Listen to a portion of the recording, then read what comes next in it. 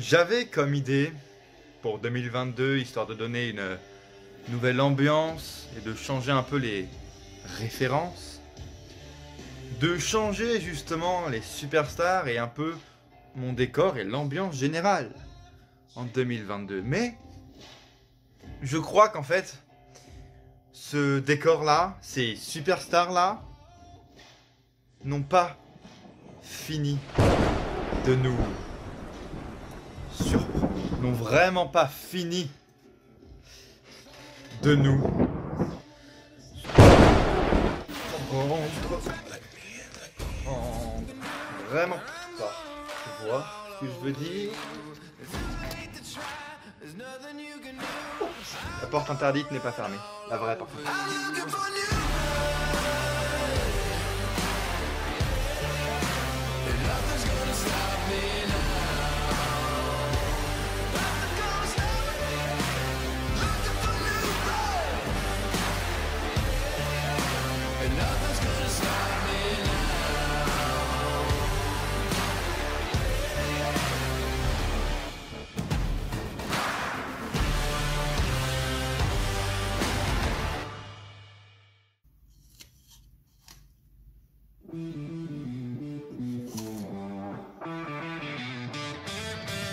Pardon, je finissais mon repas parce qu'en fait j'ai pas eu le temps de finir, je suis en distanciel actuellement sur ma tablette, j'ai mon cours en distance, donc je finis ma pomme devant vous et je vous remercie de me rejoindre sur cette vidéo. Salut à tous, je viens vous apporter la hype, tu vois, elle arrive par train, elle arrive, moi elle arrive par vidéo, tu vois, elle arrive, c'est des conteneurs vidéo, hop, une nouvelle hype, hop, une nouvelle dose de hype, et semaine -2 avant le Royal Rumble, je vous propose la mise à jour des favoris du Royal Rumble.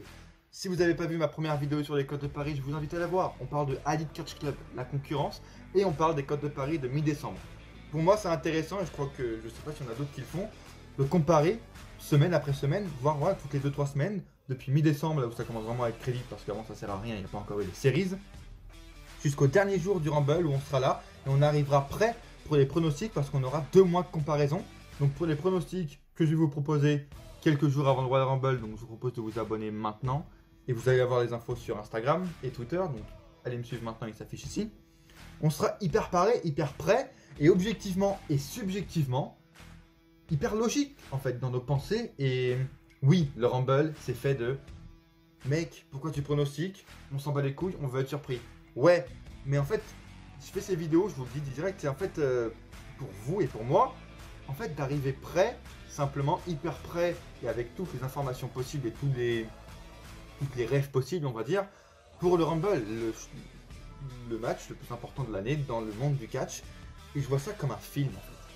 C'est-à-dire quand tu vois un film et que tu sais que c'est une série de films, Star Wars, Marvel, je sais pas quoi, quand tu es vraiment un fin connaisseur, comme vous êtes fan de catch, vous arrivez devant le film, vous connaissez tous les trucs, toutes les petites rêves. Donc dès qu'il y a une rêve ou dès qu'il y a un truc qui se passe, un changement d'histoire, vous savez le pourquoi du comment, vous avez la rêve et c'est encore plus agréable. C'est ce que j'essaie de faire avec ces vidéos. Donc likez si vous aimez ça. Il y a une autre mise à jour qui arrive quelques jours avant le Rumble, vous inquiétez pas.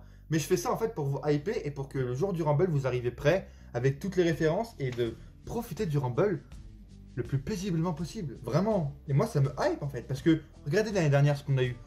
Edge était 4ème. Pendant les 3-4 semaines avant le Rumble, Edge était 4ème. Il a fini gagnant. Donc pour moi c'est hyper intéressant de voir ça parce que ça veut tout et rien dire à la fin et on a tout le monde, on sait tout, toutes les petites rumeurs, tu vois, et j'adore ça. Ouais. Merci de me joindre sur cette vidéo, je vous conseille d'aller voir ma dernière vidéo où on parle d'Impact Wrestling et de WWE, leur alliance, Mickie James, pourquoi elle est revenue chez WWE, qu'est-ce que ça prouve du fait que WWE s'allie avec Impact. Je résume tout en à peu près 20 minutes dans ma dernière vidéo. C'est vous qui l'avez choisi d'ailleurs sur Insta, donc Instagram aussi je fais des sondages pour savoir la durée de la vidéo, etc. Donc n'hésitez pas à aller me rejoindre sur ces réseaux-là. Et puis on est parti au début de la vidéo, juste petit tips en plus. Abonnez-vous aussi parce que, je vous le retise, la partie 2 de la draft, entre guillemets, c'est surtout comment et qu'est-ce que la WWE doit faire pour réussir et garder la tête hors de l'eau en 2022 face à la concurrence. Qui commence déjà à le faire avec Impact, mais des choses plus concrètes avec eux en fait en interne. Je vous explique ça dans la prochaine vidéo, une des prochaines vidéos, partie 2 qui sort. Vous savez, la partie 2 de la draft, j'ai tourné en octobre. Mais c'est les points que j'ai étayés dans la vidéo sont toujours d'actualité. Et elle va sûrement sortir pendant la route vers le Rumble en fait. Donc préparez-vous, elle sort dans les futures semaines, futurs jours, si elle n'est pas déjà sortie.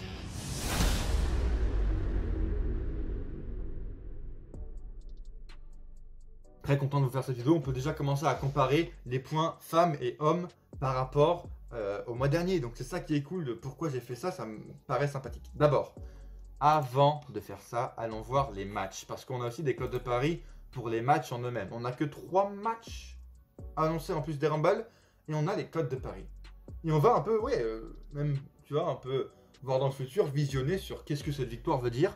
Parce que ça va avoir du sens avec le Rumble. Brock Lesnar. Enjoy Phoenix. J'allais dire Enjoy Phoenix. Mais quelle référence j'ai, quoi. Waouh. Enjoy Phoenix.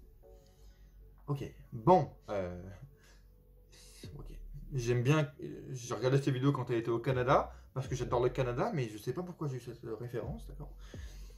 Edge et Beth Phoenix qui affrontent le Miz et Maryse. Alors. Moi, c'est bien ça. C'est Edge et Beth Phoenix, évidemment, qui sont favoris. Si vous voulez mon avis, même si j'expliquerai plus dans ma vidéo pronostic, je suis pas très pour les matchs mixtes, surtout pour des gars comme Edge. Beth Phoenix, 1 contre 1, Becky Lynch. Là, Becky Lynch aura du putain de potentiel, comme quand Reigns a battu Cena. Reigns qui affronte des gros noms des légendes. Beth Phoenix qui va affronter Becky Lynch et Becky Lynch qui bat une meuf comme Beth Phoenix. Ça apporte un gros coup de boost à Becky Lynch qui est déjà au top, mais tu vois, ça peut encore l'amener au-dessus.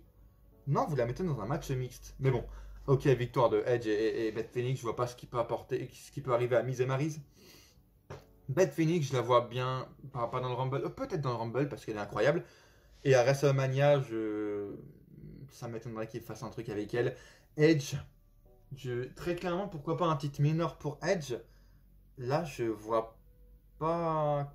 Clairement, à part un Chamber peut-être pour devenir challenger numéro 1 au titre, je ne le vois pas retourner autour d'un titre aux alentours du WrestleMania, donc je vois pas ce qui peut arriver pour lui. En attendant, par contre, Becky Lynch face à Doudrop, Piper Niven, est un bel exemple de match de transition, mais qui peut être super intéressant. Doudrop, évidemment, n'est pas du tout la favorite. Becky Lynch va conserver. Et ça peut prouver justement qu'ils ont d'autres plans pour Becky Lynch, parce qu'ils ont un match de transition. Tu vois, c'est pas une fin de rivalité au Rumble. Pour commencer autre chose, c'est une transition.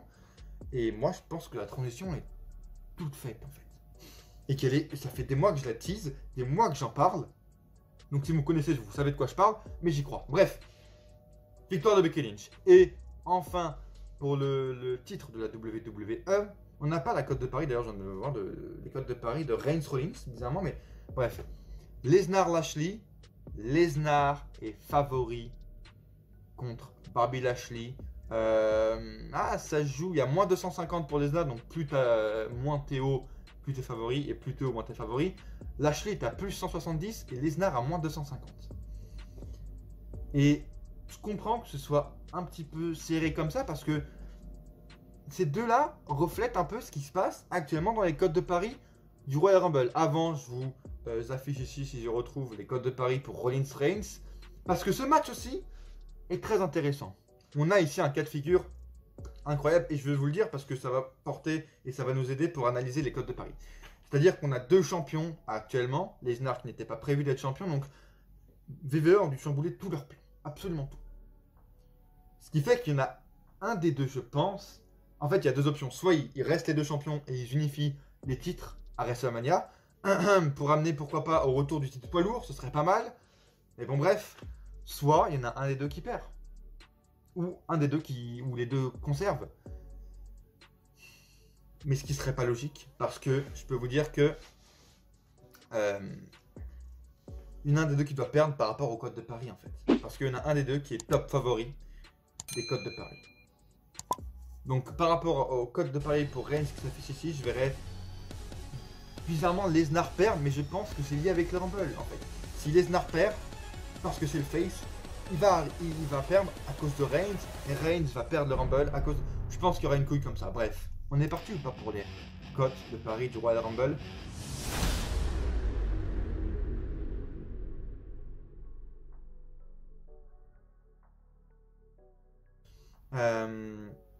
J'ai des sites devant moi, comme la dernière fois on a fait. Je vais d'abord vous dire les favoris femmes. D'abord, n'est-ce pas Ali? Et hommes. Puis ensuite, on verra par rapport à toute la liste des codes de paris que j'ai des femmes et des hommes, et par rapport aussi à la dernière fois, des noms que j'avais sortis, qui devient vraiment légitime, même s'il n'est pas dans le top 5, top 10, qui est légitime à voir, à observer, tu vois, parce que le gars, 3 semaines plus tard, il est toujours dans les top 10 ou top 15, qu'il n'a pas bougé, et puis que sa storyline est logique par rapport à il y a 3 semaines. Bon bref, on verra par rapport au code de paris il y a 3 semaines, il y a des noms qui restent et qui sont assez intéressants. Honneur aux dames, honneur aux femmes, et ça me... En fait, les femmes, je vous le dis direct, c'est très spoiler. Ça fait 4 ans, 4 ans, 2018, putain. 4 ans, bref, que le Rumble féminin existe. Et le fait est que chaque fois, absolument chaque fois, 2 semaines, 3 semaines, 1 mois, 2 mois avant, les codes de paris du Rumble qui donnent la première favorite ou la deuxième favorite, c'est toujours juste en fait. L'année dernière, c'était Bianca Belair. L'année d'avant, Becky. L'année d'avant, Charlotte et Asuka. Toujours été vrai. Donc là, il y a un mois, presque un mois en fait, les codes de paris étaient Bianca Belair, Bayley, je crois. Bayley en première, Bianca Belair et Rhea Ripley en troisième, avec une Liv Morgan qui traînait dans les bas-fonds. Ça s'expliquait pourquoi pas par rapport au fait qu'elle allait avoir un match à Day One. On va voir maintenant où est Liv Morgan. J'ai les notes, hein, des codes de paris, c'est pour ça.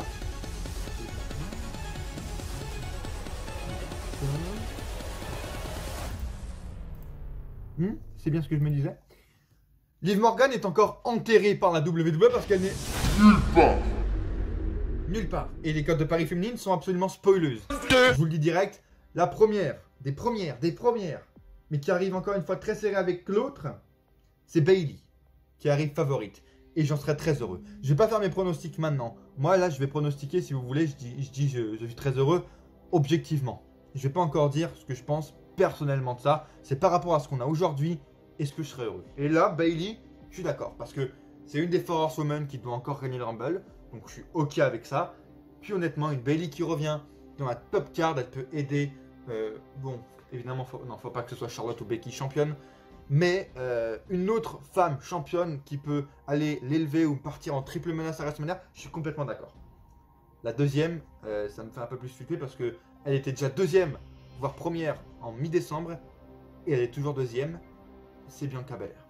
Alors les deux se jouent parce que Bianca arrive 2 à 3 fois deuxième et 2 à 3 fois première, et Bayley arrive un peu plus première, mais quelques fois deuxième aussi, donc c'est assez serré. Les codes sont de 1 sur 4, 1 sur 8, 2 sur 9 pour Bianca Belair, Bayley. La troisième qui arrive le plus souvent, c'est Alexa Bliss, qui arrive 3 fois en troisième. Puis serré, mais pas trop, parce que des fois elle est en 6, des fois elle est en 7, et là elle est en 3 aussi, 3 fois. C'est Rhea Ripley. Je suis pas contre, je suis vraiment pas contre Rhea Ripley, mais c'est trop tard en fait. T'avais juste le Rumble de l'année dernière pour lui faire gagner. Et puis là, c'est plus la Rhea Ripley qu'on a connue l'année dernière à son arrivée en fait. Non, elle rigole, etc. Enfin, c'est plus la même. Et puis, elle a déjà été championne. À quoi a servi son règne? Je ne sais pas. Pour moi, Rhea Ripley aurait dû rester championne jusqu'à ce que Becky Lynch la batte à SummerSlam ou un peu plus tard. Ça aurait fait un match de fou. Non, elle a perdu son titre comme ça face à Charlotte Flair. Pour en faire quoi? Pour qu'elle le redonne à Becky. Et que, bah voilà, elle soit enterrée dans la division mid-card. Là, aujourd'hui, elle va servir... Pourquoi pas je dirais pas de serpillière à Nikki Cross, mais elle va servir à peut-être élever Nikki Cross et elle va rester en bas de la carte, donc j'y crois pas. En quatrième, c'est intéressant parce qu'en quatrième, là par exemple sur ce site devant moi c'est Sasha Banks. Sur un autre site, j'ai en quatrième Rhea Ripley et Sasha Banks en 3. Sur un autre site, Raquel Gonzalez arrive aussi parfois en quatrième, mais celle que j'ai le plus en quatrième, les amis, c'est Sasha Banks. Heureusement, cette femme s'est blessée juste avant le Rumble. C'est con pour elle. Je pense que ce n'est pas un swerve, un work. Ou alors elle peut être au Rumble, comme j'ai entendu dire. pourquoi pas, genre, elle arrive en première ou en deuxième, elle arrive à se faufiler, et elle reste sous le ring, en mode heel, je sais plus si elle est partie heel ou face. Et bref, je crois qu'elle était face, mais bon, elle peut faire comme ça, et gagner le Rumble en mode, elle élimine juste une superstar, tu vois. Pourquoi pas, mais ce serait du booking en mode facilité scénaristique, et là, avec Mickie James, l'Alliance Impact, etc., la possible arrivée d'une superstar, c'est d'ailleurs pour ça que je vous fais cette intro, parce qu'après toutes ces news d'Alliance et d'une possible superstar hors WWE qui pourrait être dans le Rumble, c'est intéressant de voir comment ça a évolué. Et avec tout ça, justement, non, faites tout sauf une facilité scénaristique, ce serait le pire truc à faire. Et vous savez, quelle personne, il y a 4 ans, 4 ans de cela, s'est blessée en période de décembre, exactement comme Sasha Banks, et qui n'a pas pu participer au Royal Rumble, et qui n'a absolument plus pu catcher de toute sa carrière jusqu'à aujourd'hui. Donc il lance des rumeurs sur Twitter depuis des années, mais qui cette année peuvent être beaucoup plus au sérieux. Ta gueule! Mais ferme ta gueule! 5 more minutes! Ta gueule!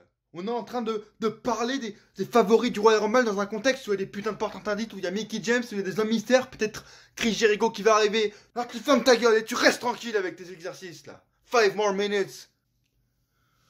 Pardon. Putain, je suis en plein montage. Excusez-moi, on reprend. Du fait du retour de Edge, par exemple, il y a 2 ans, et qu'on voit qu'il est toujours en compétition, et du retour in-ring de Bryan Danielson. Je pense que tout est possible. Et Paige est bien présente dans les cotes de Paris. Ce qui est assez incroyable, c'est que Paige, par exemple, ici sur Skybet, elle est 1, 2, 3, 4, 5. Elle est 6/7e à une cote de 9 contre 1, ce qui n'est vraiment pas dégueulasse. Vraiment pas. Paige, sur une autre cote de Paris, elle est 8e à 14 contre 1, ce qui est toujours assez faisable et toujours assez quand même legit. Et puis, elle apparaît encore, je sais pas où, mais en tout cas, j'ai relevé que sur 5-6 sites différents, elle arrive 3 fois, soit 5, soit 6, et 7 parfois, mais elle arrive également, je crois qu'elle est arrivée une fois en 4e. Donc, Paige, l'année dernière, c'était pareil. En 2018, c'était pareil, j'ai envie de dire, mais c'est normal, on ne savait pas si elle allait vraiment prendre sa retraite ou pas. Et puis en fait, ouais, depuis peut-être un peu l'année dernière, mais sinon ça s'est vraiment atténué. Cette année, pourquoi pas y croire? Avec, comme je dis, les retours des 2 catcheurs qui ont pratiquement la même blessure. Tout est possible, on sait que Paige a beaucoup envie de retourner sur le ring. Le seul point négatif, je vous le dis très clairement, objectivement, et la seule critique que je pourrais faire à ce retour, c'est vu comment elle a été traitée dernièrement par la WWE. Le fait que ils ont fermé WWE Backstage, qu'elles doivent donner de l'argent simplement à la VVE parce qu'elle fait Twitch, de changer de nom sur les réseaux, ça la gave, elle l'a dit, ça la gave, elle a supporté Zelina Vega qui a été repris dernièrement mais qui a été virée parce qu'elle voulait plus d'aide par rapport aux superstars. Je ne sais pas si Paige fait son retour et ce qu'elle sera à la WWE ou à la All Elite. Rien n'est moins sûr, mais Paige peut revenir en tout cas en 2022 in-ring, et je pense très clairement pourquoi même faire une vidéo juste au niveau des retours et juste pour Paige, comme je vous l'ai dit sur Twitter. Je serais pas là à faire une vidéo complète qui peut être de retour juste pour Paige parce que très clairement elle me manque cette femme et que je suis vraiment open pour qu'elle soit dans le ring ce soir-là et même le gagner. Vous imaginez Becky Lynch, Paige, incroyable. On a d'autres noms, j'avais dit Raquel Gonzalez, et on a d'autres noms qui ne sont pas justement dans le top 10, 15, 20, mais qui sont des noms à surveiller. Et par rapport aux noms que je vous avais donné à surveiller mi-décembre, voilà ce qui reste. Je vous avais donné quoi? Shotzi Blackheart, Shayna Baszler, Sonya Deville.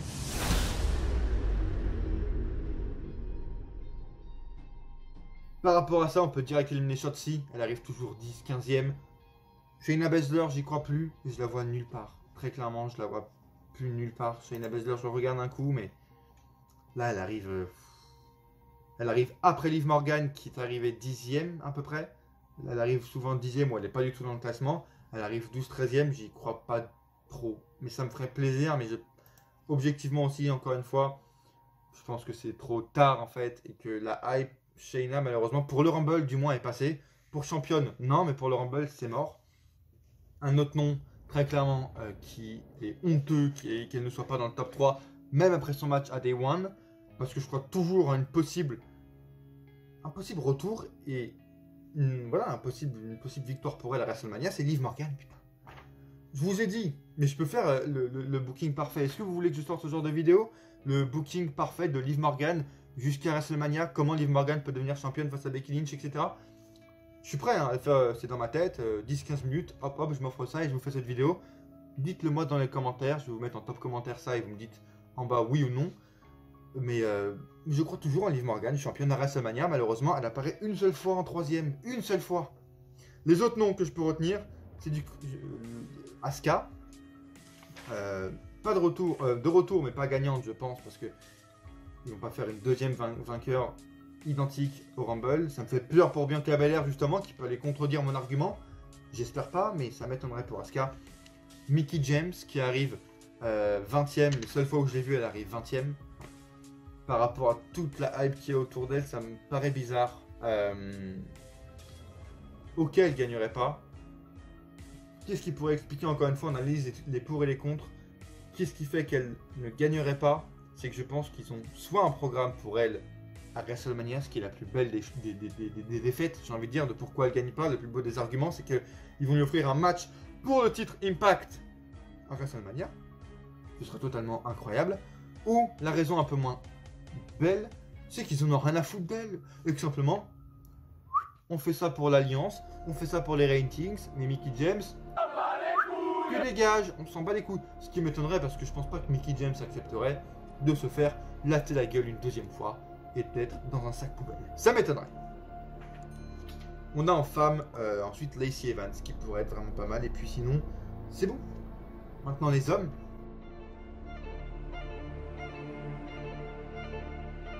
On a une belle évolution. Pour les 2, 3, 4, 5. Le seul qui bouge pas, c'est le premier. Et si vous avez vu ma vidéo du mois de décembre, vous savez de qui je parle.